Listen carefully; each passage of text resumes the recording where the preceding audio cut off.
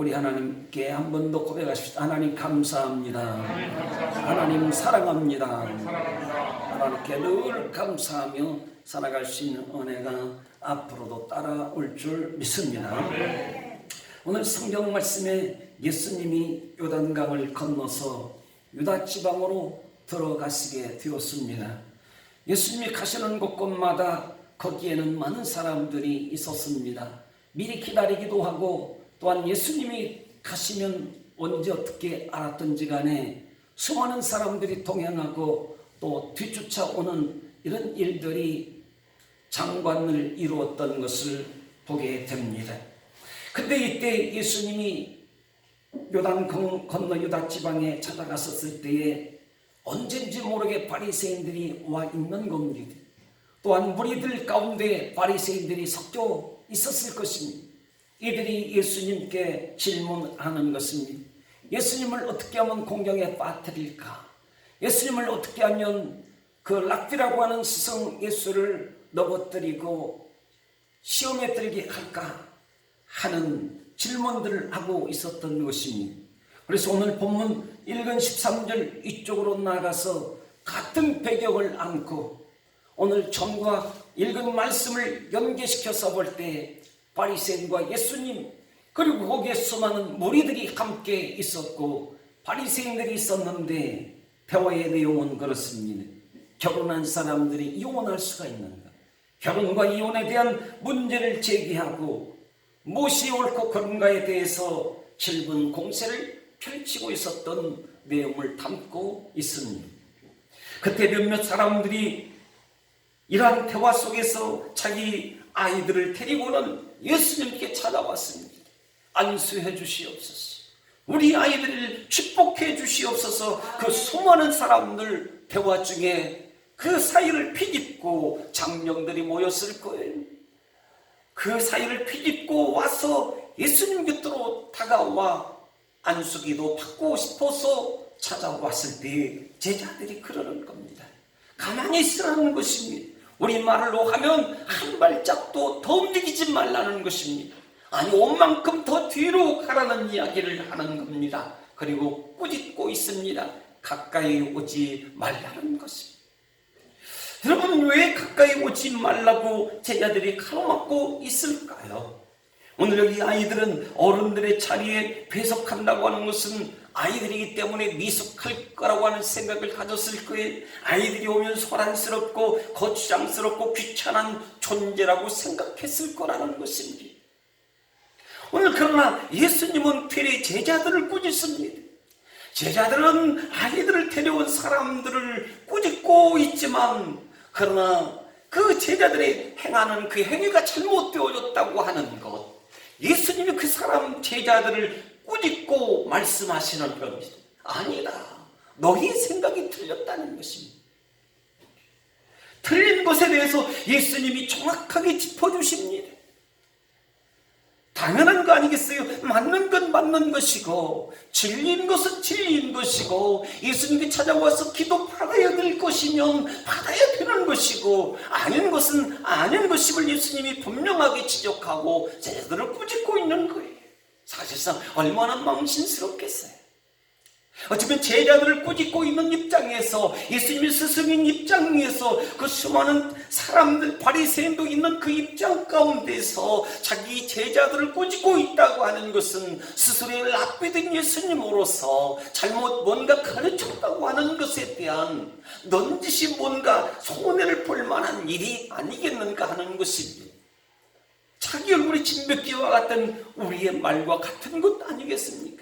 근데 여지없이 너희들이 생각이 틀렸다는 거예요. 그러면서 마가복음 10장 14절에 말씀하십니다. 그러나 예수께서 말씀하셨다. 어린아이들이 내게 오는 것을 허락하라, 막지 말아라. 하늘나라는 이런 사람들의 것이다. 그리고 누가복음 17장에 한마디 더 기록하여 말씀합니다. 내가 진정으로 너희에게 말한다. 누구든지 어린아이와 같이 하나님의 나라를 받아들이지 않는 사람은 거기에 들어가지 못할 것이다. 천국은 이런 사람들의 것이니라. 아멘. 오늘 이 본문에 오늘 마가의 사도나 누가의 사도나 할 것 없이 오늘 본문의 마태 사도도 마찬가지지만 마태복음, 마가복음, 누가복음이 동일하게 어린아이를 언급하고 있는, 천국과 어린아이를 같은 관점에서 예수님 말씀하시고 있다고 하는 것은 대단히 중요하다는 것입니다. 거기 어떤 박학시간 유대사회의 지도자가 있었을 것이고, 원로들이 있었을 것이고, 학식인들이 있었을 것이고, 유명인들이 있었을 것이고, 그리고 가르치는 자 바리새인 7,000명이 있었을 것이고, 그리고 회당장도 있었을 것이고, 그런데도 불구하고 예수님이 천국을 언급하기를 어린아이와 같이 말씀하시는, 어린아이와 같이, 천국은 이런 사람들의 것입니다. 예수님이 아이들을 향해서 뭐라고 하는 거예요? 이런 사람이라고 말합니다. 아이들을 이런 사람이라, 이런 아이가 아니고 이런 사람이라고 말씀하시고 있어요. 우리는 어떤 사람일까요? 어떤 사람일까요? 우리는 어른다운 사람일까요? 아니면 아이다운 사람, 이런 사람일까요? 예수님 우리를 향해서 말씀하신다고 한다면, 우리가 예수님께 찾아간다면 그 어떤 사람들이 예수님께 아이들을 데리고 품 안에 안고 예수님께 축복기도 받기를 위하여 나갔던 것처럼 나갈 때 이런 사람이라고 예수님 말씀하셨다고 한다면, 우리 예수님께 나갈 때 우리를 향해서 주님은 어떤 사람이라고 말할까요? 이런 사람, 천국은 이런 사람들의 것이다. 다시 말하면 천국은 너의 것이라고 말씀이 들려져야 될 줄 믿습니다. 천국은 당신의 것이 아니야. 천국은 당신과 전혀 상관이 없어. 이렇게 주님이, 내가 주님 앞에 뭔가 다가서려고 한번 하는데 때는 늦어버린 것 아닐까 하는 생각도, 두려운 마음을 품을 수 있는 거 아니겠습니까? 신앙생활 잘해온 것 같은데, 10년 동안 아니 20년 30년 동안 잘해온 것 같은데 주님의 평가가 너에게는 천국이 주어지지 아니할 것이다. 너의 것이 아니고 어린아이 같은 사람이어야 한다고 말씀하신다고 한다면, 우리의 마음은, 우리의 범위는 어떻게 되어질까요? 우리의 영혼, 나의 영혼을 이걸 어떻게 간수하고 나의 영혼에 대해서 어떻게 하면 좋을까요? 이런 사람이라고 하는 것은 지금 아이들을 가로막고 있는 행위를 하고 있는 제자들과 다른 사람임을 말씀해 주고 있다는 겁니다. 예수님께 충성을 다 바쳐서 예수님을 호위하고 예수님을 따라가고 뭔가 예수님의 도움이 되기를 원했던 그 제자들이 아닌 그 다른 사람을 가르쳐 말씀하시고 있습니다. 열심히 예수님과 함께 했던 그 제자들을, 그들이 이런 사람이 아니었어요. 좀 전에 결혼과 이혼의 문제를 놓고 말하던 이 바리새인들과도 다른 사람들을 말하는 이 어린아이 같은 사람이라고 말씀해 주고 있다는 것입니다. 어린아이와 같다. 우리는 이 다르다는 것을 좋아하기도 하지요. 하지만 기분 나쁘게 생각할 수도 있습니다. 다르다. 사실 다르다고 하는 건 굉장히 좋은 일이거든요. 근데 좋다는 면에 있어서 명성이 있고 연예인이나 아니면 노벨상이라도 받은 사람 같다거나 아니면 닮았다고 한다면 얼마나 좋을까요? 매우 좋아하죠. 훌륭한 사람을 닮았다고 하면, 나도 훌륭한 사람인가? 나도 괜찮은 사람인가? 이런 마음을 충분히 가질 수 있을 겁니다. 그래, 나도 괜찮은 사람이야. 자기 한번 축복해 하십시다. 그래, 나도 괜찮은 사람이야. 왜 못하시는 분 계시나요? 아니야, 나는 아직도 멀었어. 아직도 철이 안 들었어. 그러나 그래 나도 괜찮은 사람이라고 말할 수 있는. 그런데 한편으로는 다른 사람이라고 하는 차원에서 당신은 구제불능입니다. 가망성이 없습니다. 실망이 큽니다. 이런 말을 들으면 듣고 싶지 않지만 말이죠. 전혀 무방비 상태예요. 생각지 못한 거예요. 나는 구제불능이 아닌 가능성 있는 사람, 지금까지 도전적인 사람, 열심히 산 사람이라고 자부하는 사람인데도 불구하고 그 어떤 사람이 나를 향해서 말하는 거예요. 당신에게는 희망이 없는 것 같아요. 그러면 우리는 어떨까요? 이런 말을 들으면 고민에 사로잡히거나 그동안 살아온 자신의 인생에 대해서 심각한 회유감에 빠지고 말 겁니다. 다른 사람들이 나를 받아주지 않는다거나 나를 귀찮은 존재라고 한다면, 그렇고 그런 사람이라고 한다면, 아니 믿음과 기대감이 떨어지는 사람이라고 한다면 이 굉장한 분에 휩싸이거나 자괴감에 빠질 수밖에 없는 거 아닐까요? 야, 내가 이거밖에 안 되나? 나는 스스로 내가 대단하다고 생각을 했는데, 나는 그래도 누구 못지않게 열심히 산다고 살았는데, 많은 사람들이 나를 존중한다고 생각하랬는데 내 착각이었나? 엄청난 자괴감이 자기를 늪삼아서 휘감고 말 겁니다. 괴롭죠. 여러분, 어떻게 타인과의 관계를 소홀히 하면서요 만족스러운 인생을 살 수 있을까요? 나홀로 살아가는 나의 인생 속에서 내가 원하는 그 희망이든 행복이든 무지갯빛 인생이든 무엇이 됐든지 간에 내가 원하는 것을 성취하고 나가면서 나의 계획을 다 이뤘다 할지라도 타인과 이웃과의 관계를 원만하게 맺지 못하고서야 그 어찌 만족한 인생을 살 수 있겠느냐는 것입니다. 가능할까요? 혼자 있으니까 너무 편하다. 제가 한두 번씩 아들 집에 갔어요. 그다지 평화할 거리도 많지는 않지만 같이 있다는 자체가 행복하고 즐거웠어요. 네. 제가 아들을 되게 좋아하거든요.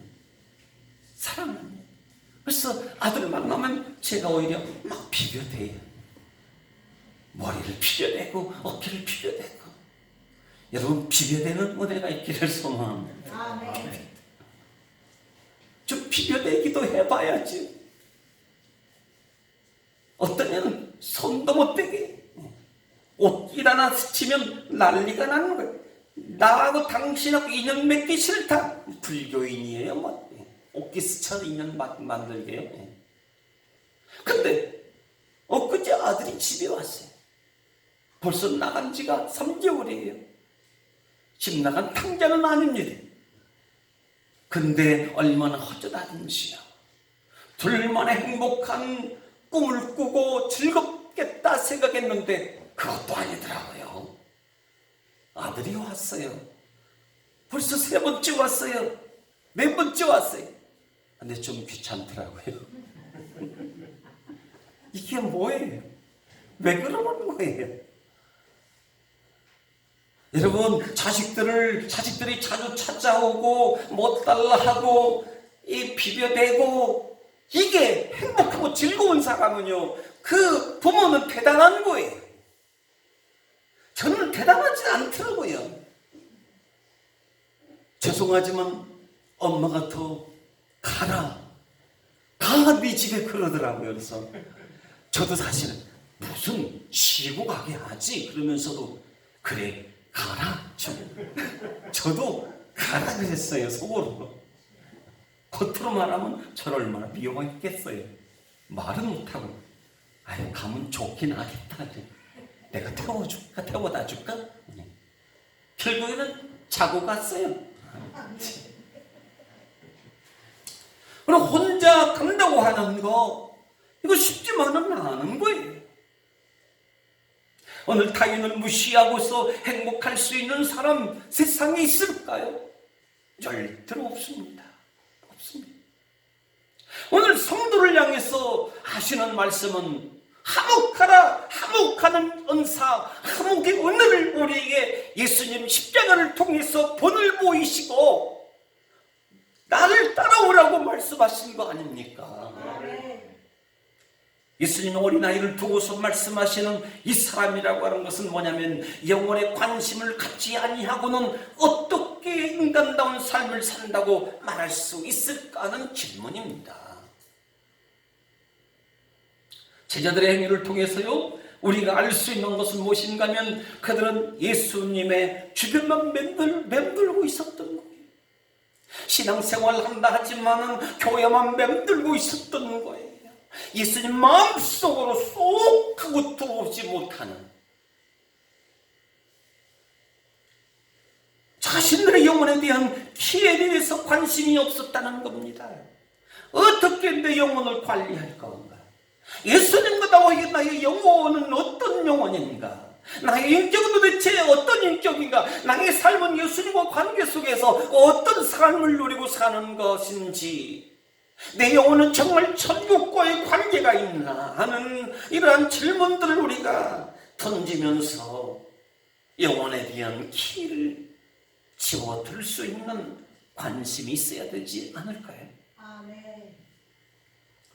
여러분, 영혼의 키는 어디에 있는 거예요? 영혼의 키는 세상에 있지 않습니다. 세상을 통해서 천국문을 열 수 있는 키는 어디에서도 구할 수 없고 그 누구도 만들 수 없다는 이야기입니다. 아멘. 세상은요 하나님에 의한 종말이 아닌 인간의 욕심에 의한 멸망이라고 표현을 하는 이가 있어요. 세상은 하나님에 의한 종말이 아니라, 심판이 아니라 인간의 욕심에 의한 멸망이다. 지금 코로나19가 그러잖아요. 그러면서 요한일서 2장 16절에 나아가 보니 말씀하시니 세상 것은 육신의 정욕과 안욕의 안목의 정욕과 이생의 자랑거리로 아버지의 사랑이 없는 것이니라고 말씀하고 있습니다. 세상에는 인간의 사랑은 에로스, 필레오의 사랑은 있을 수 있지만 아가페, 하나님의 사랑은 없다는 것입니다. 하나님의 사랑이 없으면 다 육신의 정욕, 안목의 정욕, 이생의 자랑에 불과한 것이고 썩어질 수밖에 없는 것임을 말씀하시고 있는 거예요. 사랑이 없으면 그 어떤 것도 꽹과리 울리는 소리에 불과한 것이고, 사랑이 없으면 그 믿음도 헛된 것이고, 영원함도 통역함도 어떤 은사라도 사랑이 없으면 무가치한 것임을 고린도전 13장에 언급하고 있습니다. 아멘. 주님은 우리를 사랑하셨어요. 아멘. 천국을 열 수 있는 영혼의 키를 우리에게 맡겨주신 줄 믿습니다. 아멘. 예수 그리스도를 향하여 믿음을 갖고 나갈 때 그 믿음이 바로 천국문을 여는 영혼의 키인 줄 믿으시기 바랍니다. 아멘. 예수님이 키예요. 아멘. 어스틴은 오늘 요한일서, 오늘 육신, 안목, 이생의 자랑에 대해서 언급합니다. 이를 가리켜서 영혼을 병들게 하는 원인이라고 말을 했어요. 이것은 육신과 안목, 정욕과 이생, 자랑, 이것은 타자를 지배하고자 하는 욕망이며 자신을 높이고 세우고자 하는 교만이다. 왜냐하면 인간은 자기의 허영을 꾸짖는 일 그 자체에서도 자기 헛된 자랑의 유혹이 작동하고 있기 때문이라고 말을 했습니다. 자꾸 꾸짖어요. 칭찬하면서도 그러나 자기의 자랑의 유혹이 작동되고 있는 지배의식을 갖고 산다는 이야기입니다. 오늘 성경으로 돌아가 제자들은 예수님을 따르면서도요 세상의 성공과 출세에 초미의 관심을 가지고 있었던 사람이에요. 지상의 천국, 지상의 낙원, 지상의 유토피아, 파라다이스, 로마 박스와 같은 로마를 지배하고 다윗시대의 새로운 영광을 지원하기를 원하는 그러한 지상의 세상의 암하레츠 땅의 사람들로서 영광을 누리고 싶은 메시아로서 예수님을 쫓아다녔던 제자들이었다는 사실입니다. 그러니 얼마나 답답했겠어요, 예수님 입장에서요. 오늘 여기 아이들을 데리고 온 사람들은 어떤 사람들이었을까요? 사람들이라고 하는 표현을 했을 때 그때 당시 여인들은 수에 들어가질 않았어요. 분명히 엄마들이었을 거예요. 그런데 제자들이 가로막습니다. 아니 된다. 와서는 아니 된다. 오늘 제자들이 오지 못하게 하고 물리치고 있었던 이 장면, 바로 예수님과 물리적 공간의 거리를 떼어놓기를 힘쓰고 있었던 거예요. 못 오게 하는 겁니다. 아이들은 올 곳이 아니라 대화의 내용을 세상에 초점을 맞추고 있었다는 사실입니다. 천국에 맞춰지질 않아요. 영원에 맞춰 있질 않아요. 거리두기, 공간의 거리, 물리적 공간, 세상 대화에 초점을 맞추고 있는 것들, 아이들은 사회적 경험도 없을 뿐만 아니고 세상 물정도 모르기 때문에 여기에 낄 자리가 아니라고 단정 짓고 있는 제자들이었습니다. 여러분, 세상에 어떤 경험이 많고 세상 아는 것이 많고 정치를 알고 경제를 알고 무엇을 안다 한들 그런 것들로 우리 영혼을 우리가 살려낼 수 있을까요? 그런 것들이 영혼의 키라고 생각되어집니까? 그런데 여기 엄니들은 예수님께 안수기들을 원했던 것은 뭐냐면, 제자들은 로마의 나라와 같이 다윗 시대를 갈망했지만 이 엄마들은 뭡니까? 영혼의 축복이 목적이었다는 거예요. 아멘. 영혼의 예수님께 안수기도 받음으로 자녀들이 영원히 잘 되기를, 영원히 잘 되면 범사가 잘 되고 범사가 형통하고 강건의 축복이 따라올 줄 믿습니다. 하나님의 말씀이 주어지잖아요. 어머니들이 신앙 아닙니까? 제자들도 모르고 있는 어머니들의 그 깊은 영적 경건성, 그 거룩성이 신앙의 축복이 무엇인지, 아니 삶의 축복이 무엇인지를 알고 예수님께 안수기도를 막무가내 가로막는 제자들을 해치고서라도 예수님께 다가가고 있는 어머니들의 모습을 봅니다. 엄마들이요, 세상 것에 목적을 두었다면 어찌 됐을까요? 아니, 제자들과 똑같은 동일한 모습으로 그 누군가 오면 또다시 방해하고 오지 못하게 막는 제자들처럼 어머니도 그 엄니들도 똑같은 마음이었다고, 세상에 목적을 두었다고 한다면 어찌 됐을까요? 가로막는 제자들을 향하여 반말심을 드러냈을 거예요. 너희들이 누군데? 내가 예수님께 가기를 원하는데 하면서요, 가로막는 제자들을 향해서 없는 손톱, 발톱 다 하고 드러내면서요 칼퀴고 말이죠. 그랬을 거예요. 안 그랬을까요?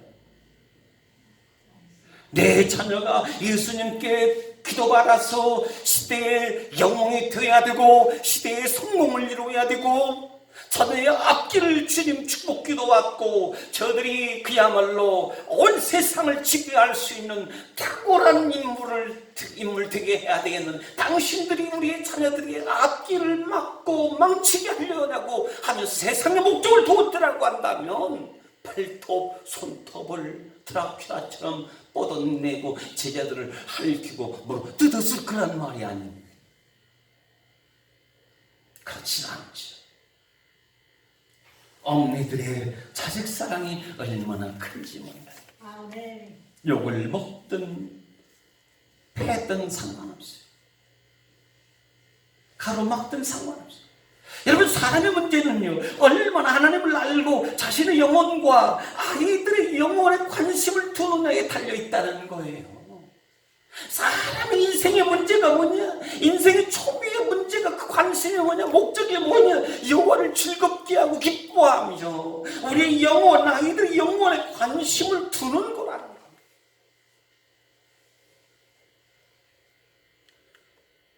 사람의 문제는 세상이 아니고요, 자신의 영혼을 하나님께 맞춰야 한다는 걸 말씀해 주고 있어요. 아멘. 히브리서 13장 5절에 말씀하십니다. 함께 읽어볼까요? 시작. 돈을 사랑치 말고 있는 바를 족한 줄 알라. 그같이 말씀하시기를 내가 과연 너희를 버리지 아니하고 과연 너희를 떠나지 아니하리라. 아멘. 하나님이 우리를 버리지 않는다는 거예요. 세상이 우리를 버릴지라도 하나님 우리를 버리지 않는다. 설령 그 어미가 자식을 버린다 할지라도 하나님은 나는 너희를 버리지 않는다고 말씀하시잖아요. 그러니 우리 영혼을 어디에 맞춰야 되는 거예요? 우리 인생을 어디에 맞춰야 되는 거예요? 하나님께 맞추라는 거예요. 우리 고백하시게요. 나의 영혼을, 나의 인생을 하나님께 맞추십시다. 하나님께 맞추십시다. 누가 나를 반가워하던가요? 그리 많지 않습니다. 세월이 가면 갈수록 우리를 반겨주는 사람이 더 적어져요. 옛날 이야기지만 나이 들어가면 서방님도 아니요, 그 할애비가 할명구에게 밥 달라고 하면 뺨을 맞지 않으면 다행이고, 나가서 놀으라고 그러고 그런다고 하고, 누군가 우리를 반겨줄 사람이 없는, 다 밀쳐내는. 그런데 주님은 나를 버리지 않는다.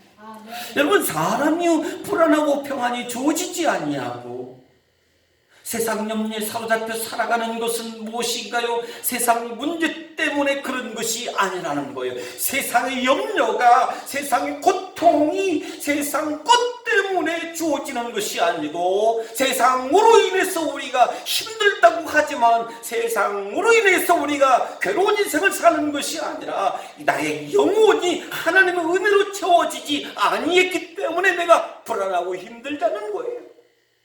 하나님은 낙심하거나 두려워하는 마음을 주지 아니하셨다고 하시잖아요. 아멘.